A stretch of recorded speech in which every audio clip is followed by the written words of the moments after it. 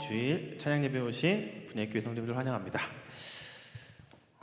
제가 어떤 책에서 봤는데 예배의 목적이 저희가 은혜 받고 그다음에 저희가 마음의 평안을 찾고 이런 것도 있겠지만 제일 중요한 거는 오로지 하나님을 경배하고 하나님을 높이는 거라고 하더라고요.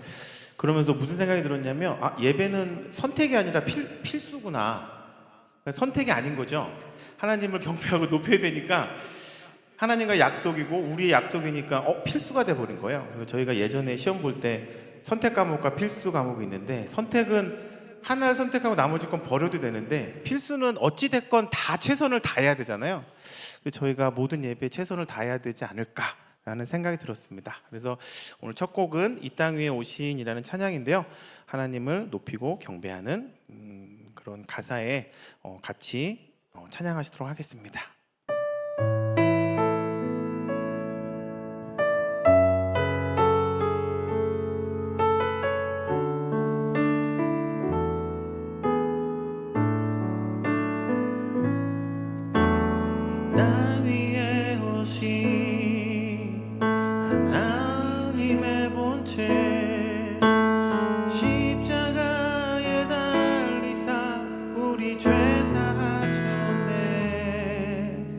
하나님이 그리 지극히 높여 모든 이름 위에 뛰어난 이름을 주사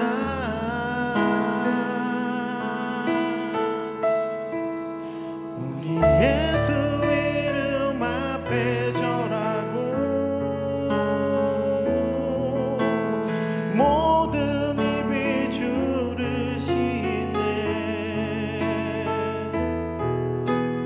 영광 중에 오실 주를 보리라 선포해 왕의 만세 존귀와 위엄을 찬양해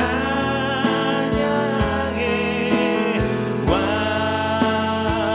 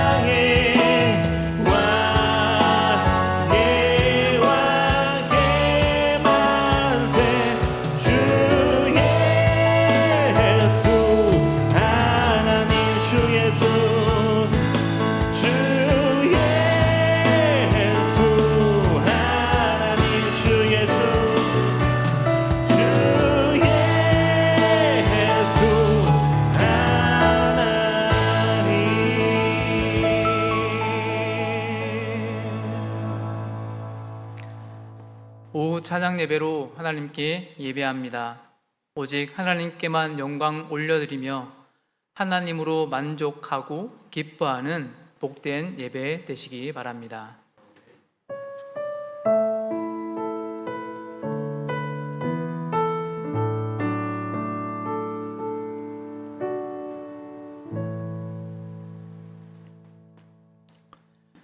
여호와여, 사람이 무엇이기에 주께서 그를 알아주시며 인생이 무엇이기에 그를 생각하시나이까.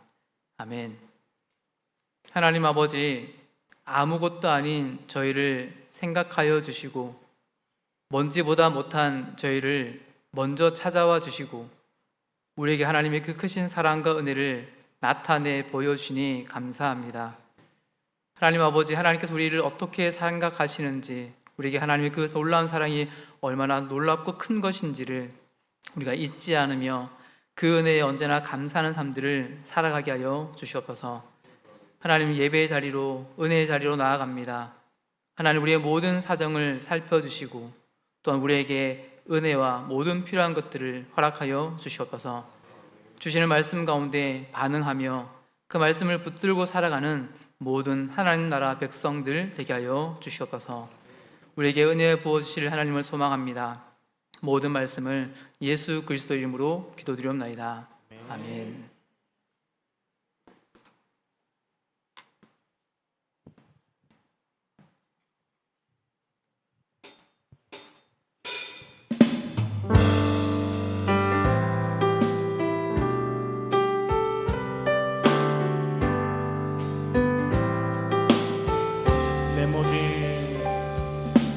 내 모든 삶의 행동 주 안에 주님 안에 있는 나의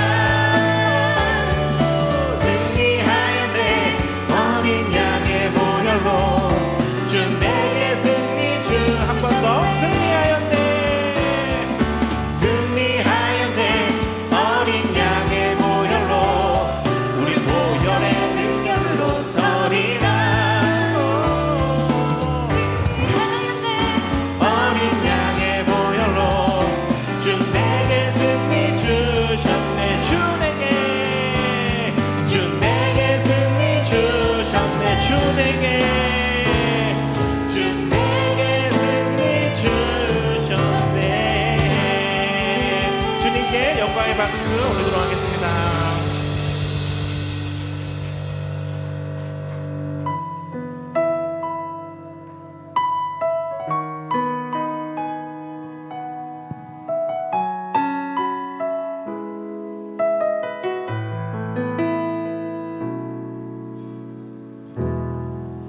찬양의 연기 모두 끝나면 주 앞에 나와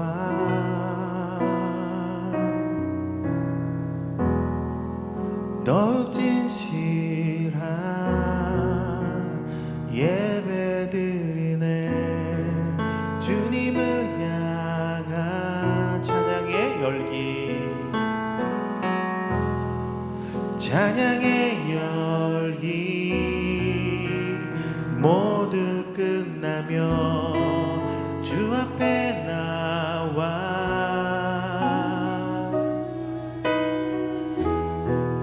더욱 진실한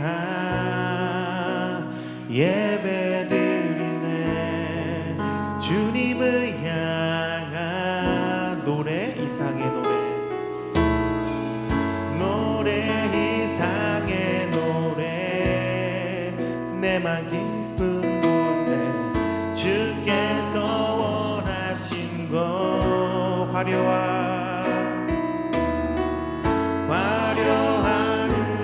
음악보다 뜻없는 열정보다 중심을 원하시죠. 주님께 드릴 마음의 예배, 주님을 위한, 주님을 향한 노래, 중심을 내려놓고 이제 나 돌아와 주님만 예배해. 간주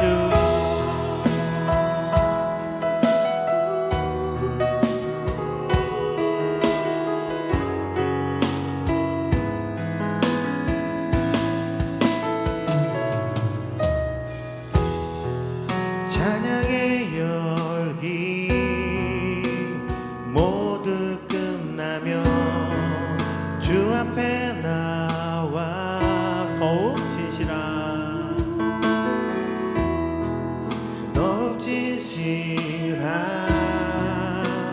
예배 드리네. 주님을 향한 노래, 이상의 노래, 내만 기쁜 곳에 주께서 원하신 것, 화려한 음악보다 끝없는 열정보다 중심을 원하시죠.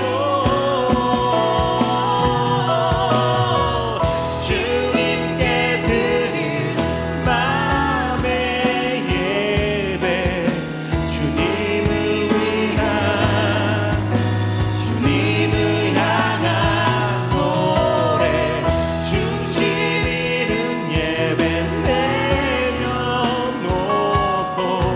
이제 나 돌아와 주님만 예배. 주님께 드릴 마음의 예배, 주님을 위한, 주님을 향한 노래, 중심 있는 예배 내려놓고 이제 나 돌아와 주님만 예배해요. 주님께 드릴 마음의 예배, 주님을 위한, 주님을 향한 노래, 중심 잃은 예배 내려놓고 이제 나 돌아와 주님만 예배해요.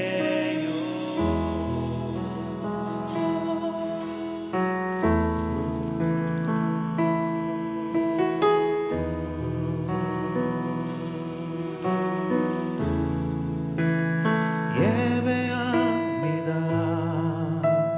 찬양합니다. 주님만 날 다스리소서. 예배합니다. 찬양합니다. 주님 홀로 높임 받으소서. 예배합니다. 예배합니다. 찬양합니다. 주님만 날 다스리소서. 예배합니다. 찬양합니다. 주님 홀로 높임 받으소서. 예배합니다. 예배합니다. 찬양합니다. 주님만 날 다스리소서. 예배합니다. 찬양합니다. 주님 홀로 목소리 높여서 예배합니다. 찬양합니다. 주님만 날 다스리소서.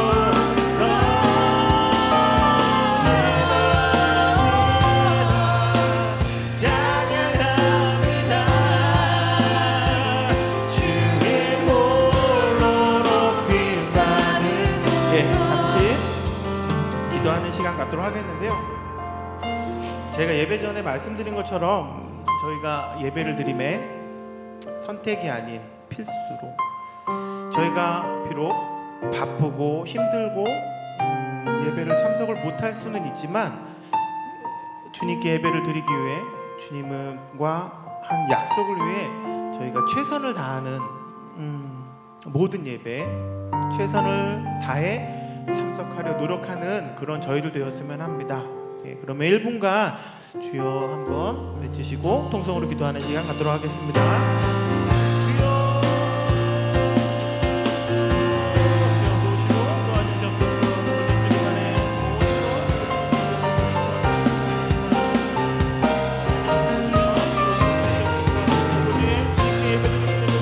도와주시옵소서. 주님께 모든 것 드릴 수 있게 해주실 수 있도록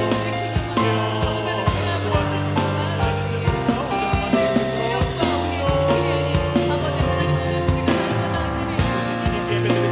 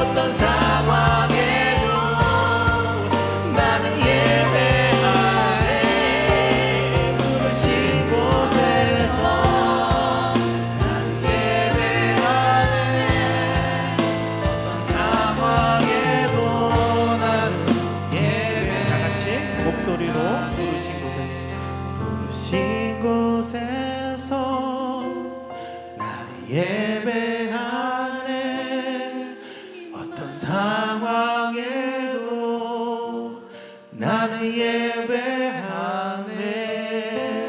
부르신 곳에서 나는 예배하네. 어떤 상황에도 나는 예배하네. 주님께 약속에 박수 올리도록 하겠습니다.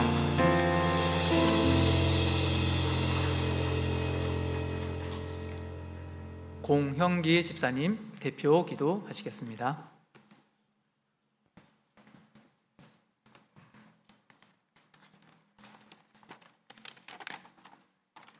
기도드리겠습니다. 때를 따라 가장 좋은 것으로 저희에게 허락하신 하나님 감사합니다. 지난 한 주간 추석이라는 시간을 통하여 사랑하는 가족과 정을 나누고 이 시간 하나님 앞에 나왔습니다. 저희가 주님을 기뻐하고 즐거워하며 지극히 높으신 주님의 이름을 찬송할 때 성령님의 임재함을 느끼는 귀하고 복된 예배의 자리가 되게 은혜 내려 주옵소서. 저희를 사랑하는 형제 자매들 속에서 혹여나 그들의 마음을 아프게 하였다면 용서하여 주옵소서. 예수님을 믿는다 하면서 저희의 삶에서는 예수님의 가르침 없이 살아가는 저희가 아닌지 뒤돌아봅니다. 아버지, 구원을 받은 저희들 세상과 구별되는 사람들로 살아가게 은혜 내려 주옵소서. 이 나라를 위하여 기도합니다. 이 작은 열방이 대한민국을 지금의 풍요로움으로 축복하신 하나님께 감사드립니다. 지금의 악한 시대의 모든 축복이 하나님께서 주신 축복임을 잊지 않고 살아가는 저희가 되게 하옵소서. 이스라엘의 하나님을 떠나 고난을 받았듯이 이 땅이 하나님을 떠나지 않도록 인도하여 주옵소서. 이 나라가 세상에 소망을 두는 나라가 아닌 하나님을 찾고 바로 서는 나라가 되며 온 백성이 하나님의 참 소망과 평안 속에 살아가는 복된 나라가 되게 하옵소서. 특별히 간구하옵기는 2025년도 수능이 얼마 남지 않았습니다. 이를 위해 준비하는 고3 수험생들에게 지혜와 건강을 주셔서 원하는 기도하는 대학에 누구 하나 낙오되지 않고 모두 진학할 수 있도록 은총 내려 주옵소서. 교회를 위하여 기도합니다. 아버지께서 이곳에 복된 교회를 세워주시고 지금까지 그래왔듯 앞으로도 모든 성도들이 성령 충만함으로 생명 넘치는 교회 되게 하옵소서. 교회를 밟는 발길마다 그냥 헛되이 지나치지 않도록 하옵시고 성도 간 기도와 사랑으로 중보하는 교회 되게 하옵소서. 아버지, 마음이 상한 자가 있다면 그 마음을 어루어 만져주시고 다시금 회복되게 하시고 육신의 병마와 싸우고 있는 이들에게 힘과 용기를 주셔서 예수님 이름으로 붙잡고 치유되는 역사를 보게 하시고 물질에 고통받는 사람 이들에게 흔들어차고 넘치는 복을 내려 주옵소서. 이 시간 선포하는 말씀이 저희에겐 주님의 음성을 듣고 은혜 받는 시간이 되게 하옵소서. 예수 그리스도 이름으로 기도드렸습니다.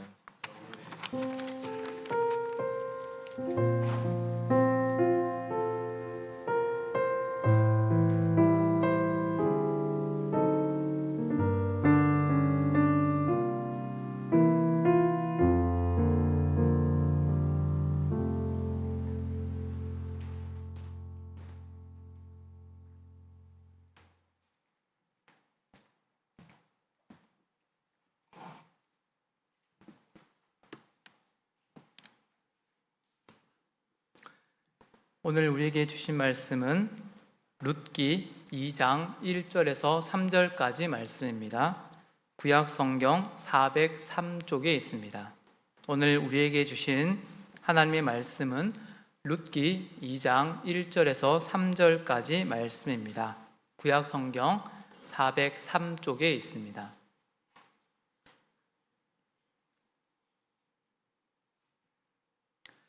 하나님 말씀을 한 목소리로 함께 합독하여 읽겠습니다.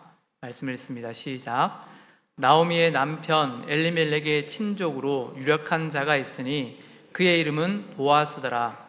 모압 여인 룻이 나오미에게 이르되 원하건대 내가 밭으로 가서 내가 누구에게 은혜를 입으면 그를 따라서 이삭을 줍겠나이다 하니 나오미가 그에게 이르되 내 따라 갈지어다 하매 룻이 가서 베는 자를 따라 밭에서 이삭을 줍는데 우연히 엘리멜렉의 친족 보아스에게 속한 밭에 이르렀더라. 아멘. 박성규 목사님 나오셔서 우연이 아니라 필연입니다 라는 제목으로 말씀 전하실 때 은혜의 시간 되시기 바랍니다.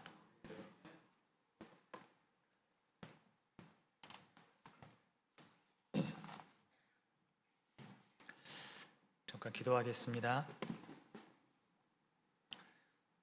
참 좋으신 하나님, 이 시간 하나님의 말씀을 사모합니다.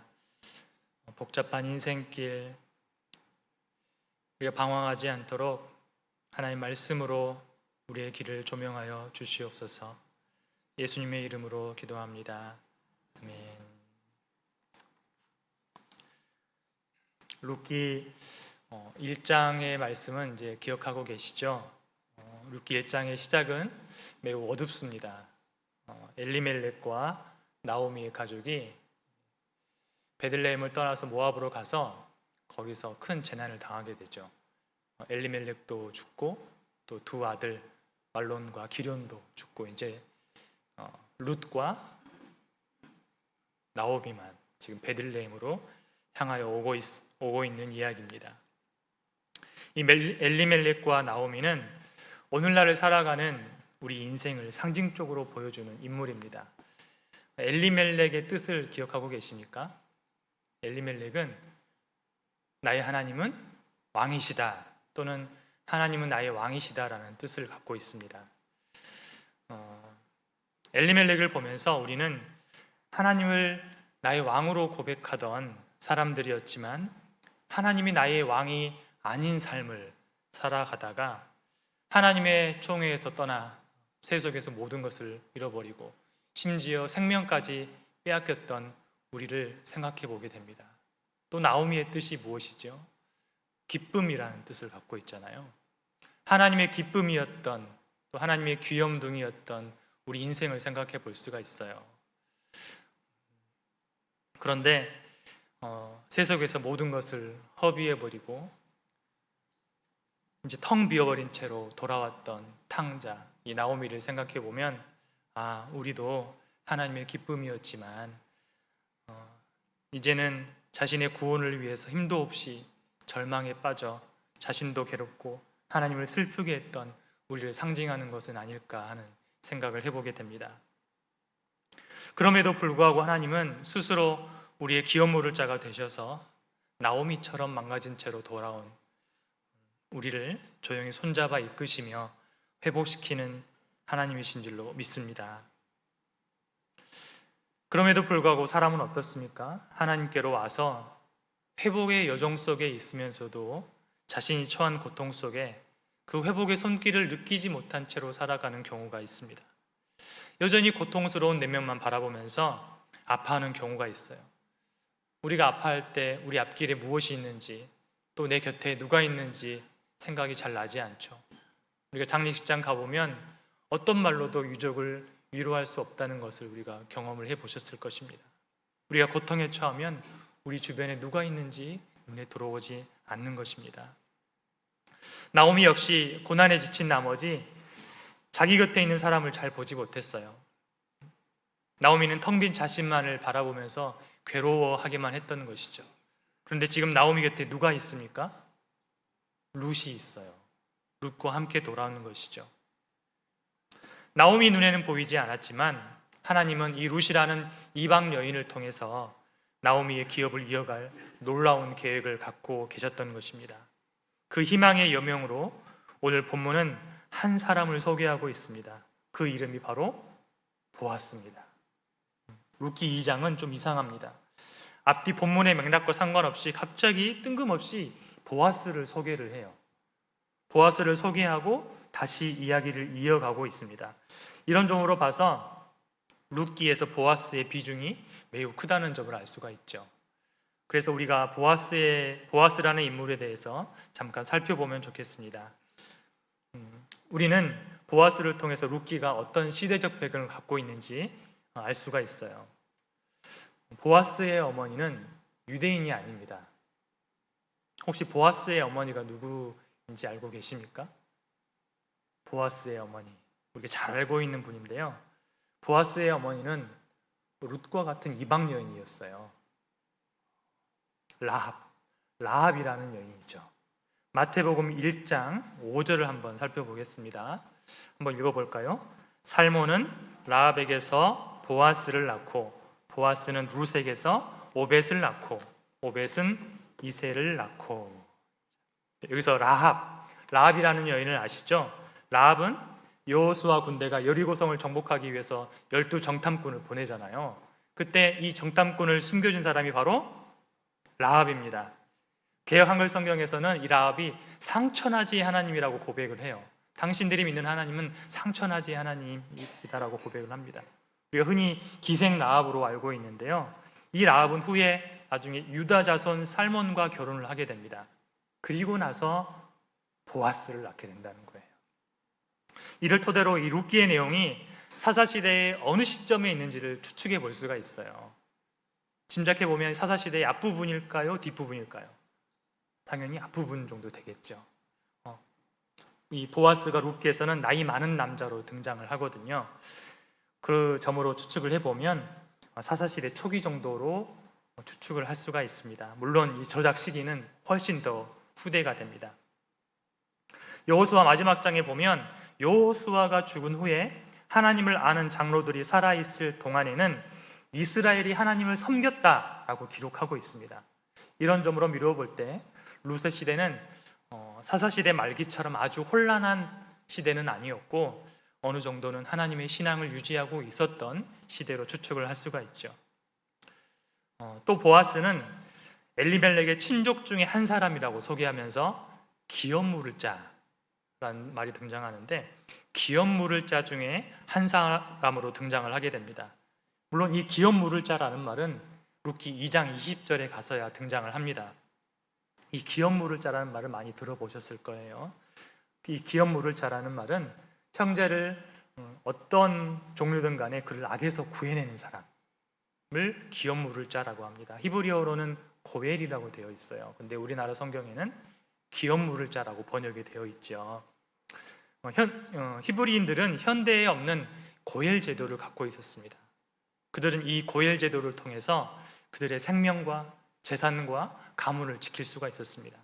가령 어떤 남자가 자식이 없이 죽었을 경우에 그 형제 중에서 가장 가까운 사람이 그 아내에게 들어가서 그 형제의 대를 이어주게 하는 사람이 바로 고엘이었습니다.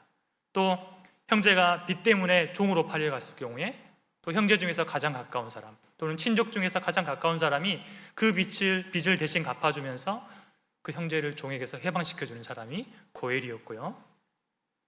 또 가난해서 토지를 팔아버렸을 때 대신 그 토지를 사주는 사람도 고엘이었습니다. 또 형제가 죄를 지어서 죄값을 치러야 할 때 그 친족 중에서 그 죄값을 대신 치러주는 사람이 또 고엘이었습니다. 그리고 또 친족 중에서 한 사람이 누군가에게 살해를 당했을 경우에 피해 보수자가 되어서 즉 그 사람을 위해서 복수를 해주는 사람이 되어서 복수를 해주는 사람이 바로 고엘이었습니다. 지금 이 시대는 상상할 수 없는 제도이죠. 이 고엘 제도는 나중에 신약에 와서 어떤 개념으로 바뀌냐면 대속의 개념으로 바뀌게 됩니다. 인류가 죄를 지어서 사망에 이르게 되었을 때에 사망 선고를 받았을 때에 대신해서 그 죄값을 무르고 우리를 구원해내신 고엘 기업 물을 자가 계시죠. 그분이 바로 예수 그리스도십니다. 예수님께서 친히 우리의 기업 물을 자가 되셔서 우리 대신 죄값을 치르시고 우리를 구원해내신 것입니다. 이렇게 하나님의 아들의 대속의 사역을 더 명확하게 우리에게 이해시켜 주시기 위해서 더 많은 이들로 하여금 그리스도를 믿게 하시기 위해서 하나님께서 율법의 이 고엘 제도를 기록해 주셨음을 알 수가 있습니다.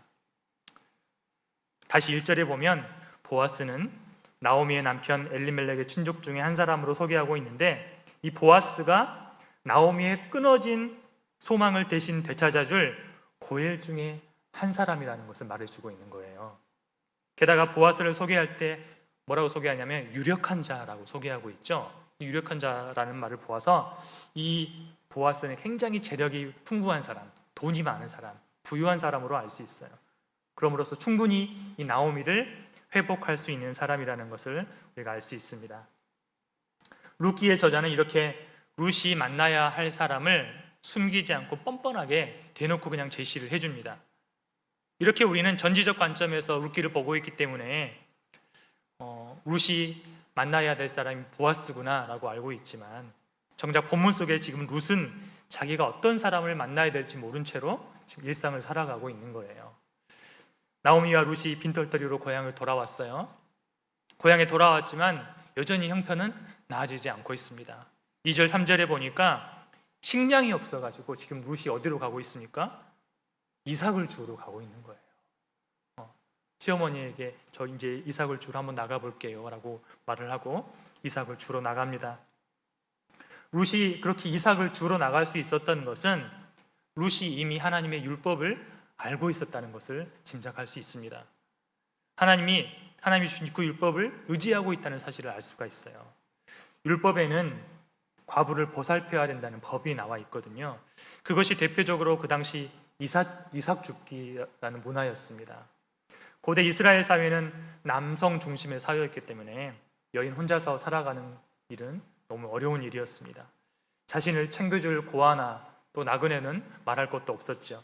그래서 하나님은 그들을 위해서 율법을 주신 거예요. 추수할 때 밭의 작물이나 과수원의 농작물 중 일부를 남겨놓아라, 이렇게 명령을 하신 겁니다. 그 말씀이 레위기 23장에 나와 있고 신명기 24장에 나와 있는데, 레위기 23장 22절을 먼저 한번 읽어보도록 하겠습니다. 너희 땅의 곡물을 벨 때에 밤 모퉁이까지 다 베지 말며 떨어진 것을 줍지 말고 그것을 가난한 자와 거류민을 위하여 남겨두라. 나는 너희의 하나님 여호와이니라. 또 신명기 24장 19절 읽어보겠습니다. 내가 밭에서 곡식을 벨 때에 그 한 뭇을 밭에 잃어버렸거든 다시 가서 가져오지 말고 나그네와 고아와 과부를 위하여 남겨두라. 그리하면 내 하나님 여호와께서 내 손으로 하는 모든 일에 복을 내리시리라. 아멘. 이렇게 하나님은 사회적 약자에 많은 관심을 갖고 계셨어요. 하나님은 인간 사이의 세세한 부분까지 다 알고 계시며 하나님의 자녀들의 관심의 사각지대까지 하나님의 자녀들이 사랑을 베풀며 살기를 원하신 것입니다. 하나님은 하나님의 복을 세상 사람들과 서로 나누면서 행복한 사회를 이루어가기를 원하시는 것이죠. 이런 마음이 또 11조의 규례에도 나와 있습니다. 말씀을 한번 읽어보겠습니다. 신명기 14장 28절로 29절 말씀입니다. 신명기 14장 28절 29절 한번 읽어볼까요? 매 3년 끝에 그의 소산의 10분의 1을 다 내어 내 성읍에 저축하여 너희 중에 분깃이나 기업이 없는 레위인과 내 성중에 거류하는 객과 및 고아와 가부들이 와서 먹고 배부르게 하라. 그리하면 내 하나님 여호와께서 내 손으로 하는 범사에 내게 복을 주시리라. 아멘. 오늘 말씀에서 보는 것처럼 11조 규례가 있는데 이 11조에는 세 가지 규례가 있습니다. 세 가지 11조가 있는데 10분의 하나님은 10분의 1은 하나님께 바치라고 하셨고 또 10분의 1, 이 10분의 1은 가족을 위해서 쓰라고 하셨어요.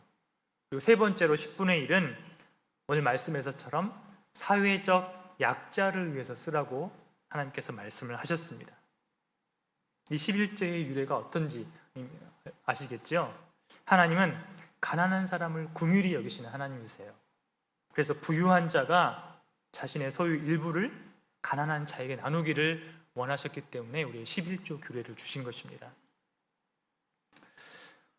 오래전에 그런 이야기가 있더라고요. 미국에서 버려진 음식물이면 전 세계에 굶는 사람들이 먹을 수 있고 또 남한에서 버려진 음식이면 북한에 굶는 모든 이들이 다 먹을 수 있다는 말이 있습니다. 하나님을 믿는 자녀들에게 하나님은 부유함도 같이 내려주세요. 하나님을 믿는 국가를 한번 보십시오. 번영하지 않는 국가는 없었습니다. 왜 하나님께서 그렇게 많은 부유를 내려주실까?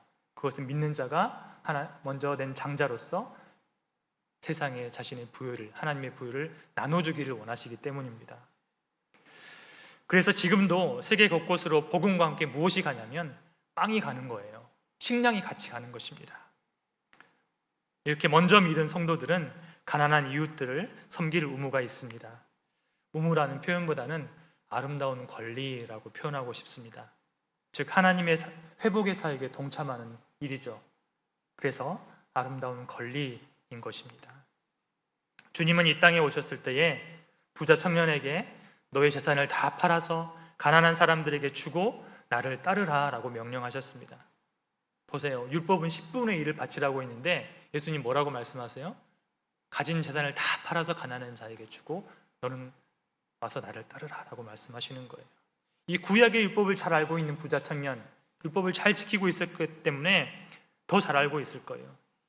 부자 청년은 아마 율법으로 인해서 심각한 갈등을 아마 겪었을 것입니다. 왜 주님께서 율법을 초월해서 부자 청년에게 극단적으로 말씀하셨을까요? 이것은 구약 시대보다 더 엄청난 것들을 주님께서 우리에게 가져오셨기 때문입니다. 주님께서 가지고 오신 하나님의 나라는, 즉 주님께서 우리에게 주시려고 하는 하나님의 상속은 땅에서 우리가 나누는 것과는 비교할 수준이 아닙니다. 그래서 이 보화를 발견한 사람들은 기꺼이 자신의 것을 다 팔아서 가난한 사람들에게 나눌 수 있었던 것이죠. 성령님께서 이 땅에 오심으로 우리의 안목의 지평이 넓어졌습니다. 영적인 눈이 열린 것이에요. 하나님은 예수님이 보셨던 것을 우리도 보기를 원하십니다. 또한 주님은 우리가 비록 그렇게 다 준다고 할지라도 다시 되찾을 것이라고 말씀을 하셨습니다. 그것도 100배나 받는다고 말씀하셨어요. 그리고 영생을 얻지 못할 자가 없다라고 말씀하셨습니다. 그 말씀이 마가복음 10장 30절에 나와 있습니다. 마가복음 10장 30절 함께 읽겠습니다. 금세에 있어 집과 형제와 자매와 어머니와 자식과 전토를 100배나 받되 박해를 겸하여 받고 내세에 영생을 받지 못할 자가 없느니라. 아멘. 우리가 세상에 우리의 것을 나눌 때에 몇 배를 받을 수 있다고요? 100배를 받을 수 있다고요. 믿어지십니까? 하나님의 자녀들이 가난한 사람과 나누면 점점 풍성해지는 것, 이것은 하나님의 신비한 비밀입니다. 나누면 나눌수록 커지는 무한동력 장치 같은 거라고 할 수 있을까요? 지금도 세상에서는 그런 일들이 일어나고 있어요. 아프리카 모잠비크에서 선교단체와 함께 활동하시는 현지 목사님 이야기인데요. 이름이 호세 목사님인가 봐요. 호세 목사님이라는 분이 어느 날 교회 흙바닥에서 막 울고 있었다고 그래요. 그래서 사람들이 목사님 왜 울고 있어요? 라고 물었습니다. 그래서 이 목사님은 너무 기뻐서 울었어요. 하나님께서 저에게 저의 모든 소유를 다 나눠주라고 말씀하셨거든요. 라고 고백을 했습니다. 그러자 사람들이 의아해하는 거예요. 사실 호세 목사님이 갖고 있었던 것은 양철 오두막이 전부였습니다. TV에서도 가끔 구호단체 광고를 보셔서 아시죠? 그런 화장실이나 수도도 없이 그냥 흙바닥에서 열악하게 살아가는 그 모습이 그런 양철 오두막입니다. 그 목사님의 집은 밤이 되면 이 쥐들이 집으로 들어와서 사람들의 이 발을 물어뜯는 열악한 곳이었다고 합니다. 그런 집이지만 그것이 자신의 전 재산이었지만 그 목사님은 하나님께 불평하지 않았습니다. 그리고 자신이 가진 모든 것을 몽땅 다 가난한 사람들에게 나누어 주었다고 합니다. 나중에 이 소식을 들은 선교단체가 이 호세 목사님에게 새로운 집을 지어주었다고 해요. 어떻게 되었을까요? 이 호세 목사님은 그 집도 고아들에게 다 나눠준 거예요. 나중에 고아들을 잔뜩 데려와서 그 집에 살게 했다고 합니다. 나중에는 또 어떤 사람이 그 집에 우물을 하나 파줬어요. 그러니 고아들이 마실 물이 해결이 됐죠. 또 어떤 사람은 와서 전기와 등을 달아주었다고 해요. 이렇게 호세 목사님은 자기의 것을 다 내어주고 하나님의 것을 공유하면서 이전보다 더욱더 풍요로운 삶을 살아가고 있습니다. 주님 우리에게도 양철 오두막을 하나님께 드리고 이제는 찬란한 주님의 집에서 함께 살자고 말씀하고 계십니다. 우리도 하나님께서 그렇게 부르실 때에 호세 목사님과 같은 용기와 담력이 있기를 소망합니다. 하나님이 보시기에 우리가 갖고 있는 것들은 아이들 손바닥에 쥐고 있는 사탕처럼 아주 작은 것들입니다. 하지만 그것을 나눠주고 하나님의 것 전체를 다 공유할 수 있다면 우리는 그렇게 해야 될 것입니다. 하나님의 이삭 죽기 율법에는 그런 신기한 비밀들이 담겨 있는 것이죠. 우리의 소유를 세상에 흘려보낼 때 우리가 흘려보낸 것보다 그 이상으로 더 세상이 풍성해진다는 것을 우리가 믿어야 할 것입니다. 모든 사람들이 세상에 그렇게 흘려보낼 때를 한번 상상해 보세요. 마치 오병이어의 기적처럼 세상이 풍성해질 줄로 믿습니다. 그러나 우리가 흘려보내지 않는다면 모든 것들은 안개처럼 사라져버리고 말 것입니다. 세상에는 무한 동력 장치는 없습니다. 그러나 하나님의 나라에는 있습니다. 내가 넣은 것보다 더 많은 것들이 나오는 것이 있죠. 바로 그것이 하나님의 헤세드 사랑이라는 것입니다. 그 하나님의 사랑이 하나님의 율법에 녹아져 있습니다. 하나님의 율법은 딱딱하고 당위적이고 무서운 것이 아닙니다. 그 딱딱한 껍질 안에 하나님의 따뜻한 마음이 녹아들어 있습니다. 그래서 룻은 고아와 과부를 챙기시는 하나님의 그 사랑을 기대하고 지금 이삭을 죽으러 가고 있는 것이죠. 3절에 보니까 룻이 이삭을 줍다 보니 어디에 도달했다고 나와 있습니까? 우연히 보아스의 밭에 이르렀다라고 기록하고 있습니다. 룻이 보기에는 분명히 우연히 도착한 거예요. 그러나 이 글을 보는 우리 눈에는 이것이 우연일까요? 필연일까요? 그것은 필연입니다. 그것은 하나님의 섭리 안에서 일어난 필연적인 만남이라는 것이죠. 그런 노래가 있잖아요. 우리 만남은 우연이 아니야. 한번 불러볼까요? 제가 찬성가라고 생각하는 유행가가 몇 곡이 있는데요. 그 중에 하나가 에모입니다. 그대 앞에만 서면 왜 나는 그렇게 작아지는지. 그대가 누구죠? 예수님. 근데 이 만남도 저는 어느 정도는 CCM과 같다라고 생각이 들어요. 우리의 만남은 우연이 아니라는 것입니다. 룻과 보아스의 만남은 우연이 아니라 하나님 안에서 필연적인 만남이었습니다. 모든 것을 다 잃고 시름에 빠져 있는 나오미와 이방 여인을 사랑하시는 하나님께서 지금 그들이 보이지 않는 안내자가 되어서 그들을 이끌고 계신다는 거예요. 세상사가 우리 눈에는 다 우연으로 보일 수 있습니다. 하지만 하나님은 여전히 우리의 손을 붙들고 우리를 인도하고 계십니다. 그것을 알지 못하기 때문에 우리가 때로는 불평하고 원망에 빠지게 되는 것이죠. 그러므로 우리는 늘 하나님께 하나님의 뜻을 알게 해주시라고 기도해야 됩니다. 우리의 눈을 열어 하나님의 섭리를 보게 해주시라고 기도해야 되는 것이죠. 룻은 이제 머지않아 보아스를 만나게 될 것입니다. 자, 만남은 우연입니까? 필연입니까? 네. 우연히 부부가 되셨습니까? 필연적으로 부부가 되셨습니까? 이 대답은 못 하시나요? 필연이라고 말씀하시는 분은 아마 더 사랑하시는 분일 테고, 우연이라고 말씀하시는 분은 아마도 덜 사랑하시는 분이 아닐까 의심이 됩니다. 우리 눈에는 모든 것이 우연처럼 보여도 하나님이 보시기에는 필연인 줄로 믿습니다. 특별히 예수 그리스도와 우리와의 만남은 그것이 하나님의 인도하심에 따른 필연적인 만남인 줄로 믿습니다. 주님이 우리를 신부로 삼기로 작정하셨고 우리를 교회로 지금 인도하셨던 것입니다. 이 사실이 믿어지면 믿어질수록 우리 안에 확신과 사랑이 넘치게 될 줄로 믿습니다.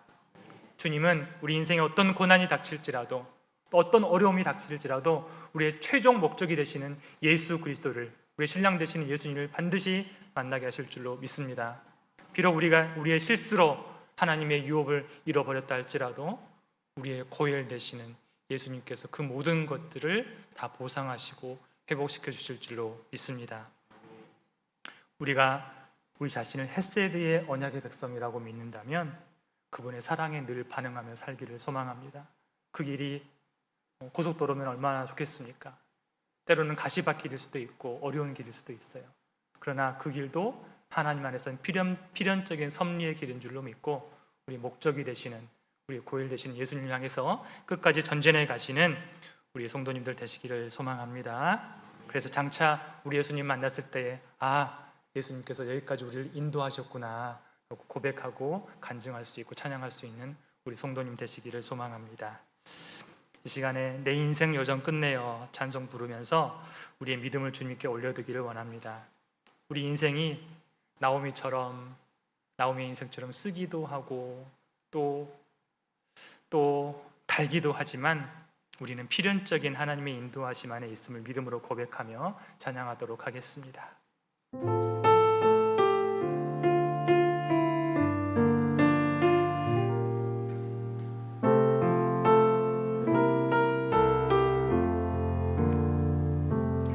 내 인생 여정 끝내어 강 건너 언덕 이를 때 하늘 문 향해 말하리 예수 인도하셨네 매일 발걸음마다 예수 인도하셨네 나의 무거운 죄짐을 모두 벗고 하는 말 예수 인도하셨네 이 가시 발길 인생을 허덕이면서 갈 때에 시험과 환난 많으나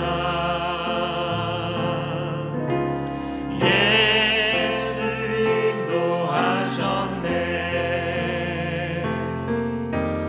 매일 발걸음마다 예수 인도하셨네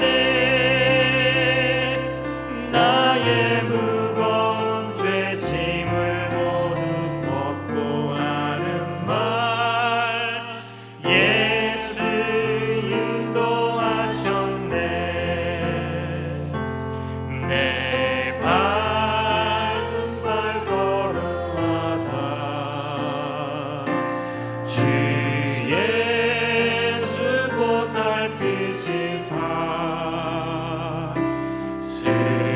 승리의 길가 부르며 주를 찬송하리라 매일 발걸음마다 예수 인도하셨네 나의 무거운 죄짐을 모두 벗고 하는 말 예수 인도하셨네 아멘. 우리 기도하시겠습니다. 참 좋으신 하나님, 엘리멜렉 같고 때로는 나오미 같은 인생을 살고 있는 우리지만 여전히 우리의 손을 놓지 않고 인도해 주심에 감사를 드립니다. 삶의 고난과 염려로 우리의 눈이 멀지 않게 하시고 항상 말씀으로 우리의 눈을 맑게 씻어 주셔서 지금도 하나님의 섭리 안에서 우리를 이끄시고 좋은 것들을 예비해 주시는 하나님을 항상 배웁게 하여 주시옵소서. 우리의 잘못된 판단으로 세속으로 떠나지 않게 하시고 행여 실수로 고난을 당했을지라도 속히 우리의 고일이 되시는 예수님을 찾아 주님의 보살피심 안으로 피하여 쉼을 누리게 하여 주시기를 간절히 원합니다.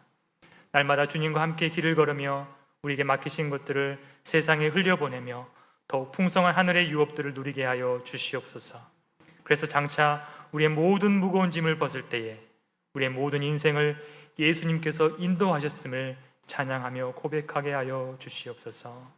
지금도 동행하시며 이끄시는 우리 주 예수님의 이름으로 기도드립니다. 아멘.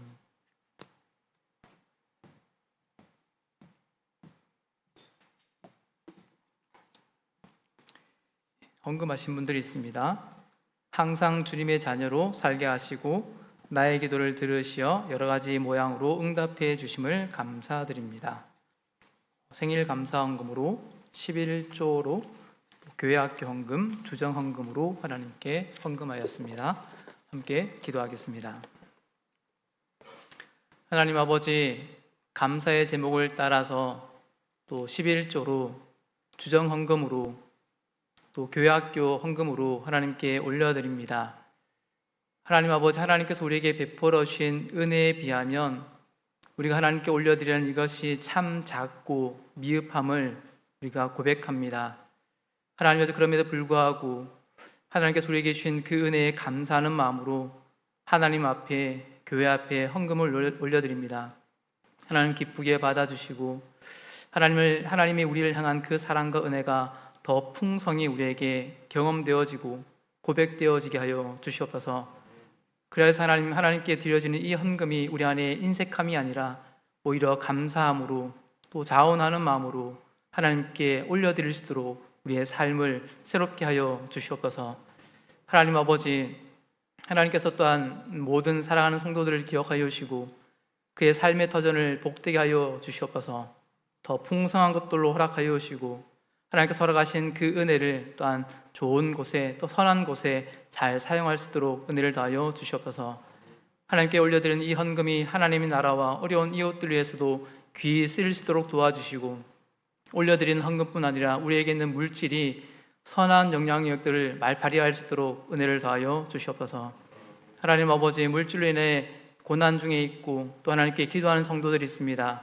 하나님 그들의 기도를 외면치 마시고 우리의 인생이 머리카락까지 세심받은 하나님의 그 은혜 안에, 그 섭리 안에 있음을 기억하여 힘을 잃지 않게 하여 주시고 힘을 다하며 용기를 얻고 다시금 하나님을 바라보는 그 믿음에 살게 하여 주시고 하나님 그 가운데 또 주님께서 모든 필요한 것들로 공급하여 주시며 일용할 양식들을 허락하여 주시기를 소망합니다. 하나님, 우리의 사랑하는 성도들이 물질로 인하여 시험당하지 않고 또 넘어지지 않도록 은혜를 다하여 주시옵소서. 하나님, 우리의 삶 가운데 언제나 함께 하셔서 부족함 없는 것들로 채워주시고 우리에게 있는 것들로 감사하는 삶들을 살아가게 하여 주시옵소서. 감사합니다. 모든 말씀을 예수 그리스도 이름으로 기도드리옵나이다. 아멘.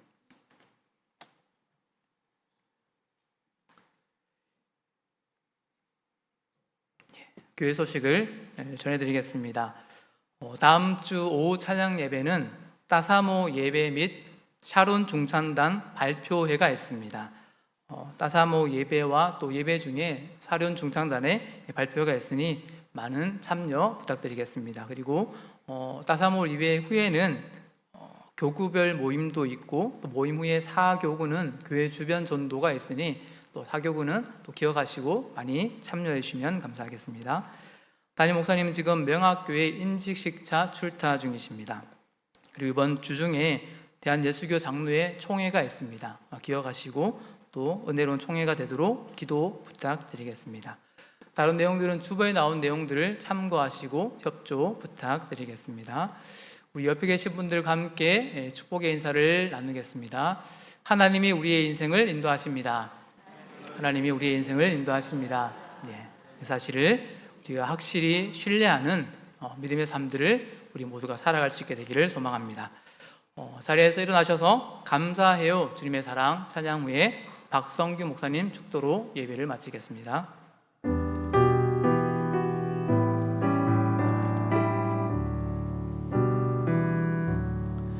감사해요 주님의 사랑 감사해요 주님의 은혜 목소리 높여 주님을 영원히 찬양해요 나의 전부이신 나의 주님.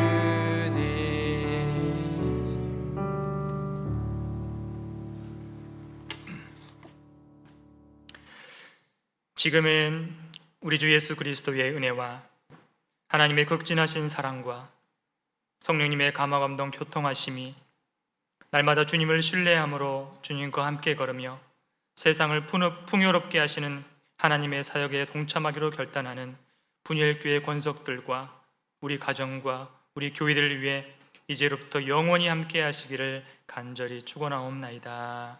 아멘.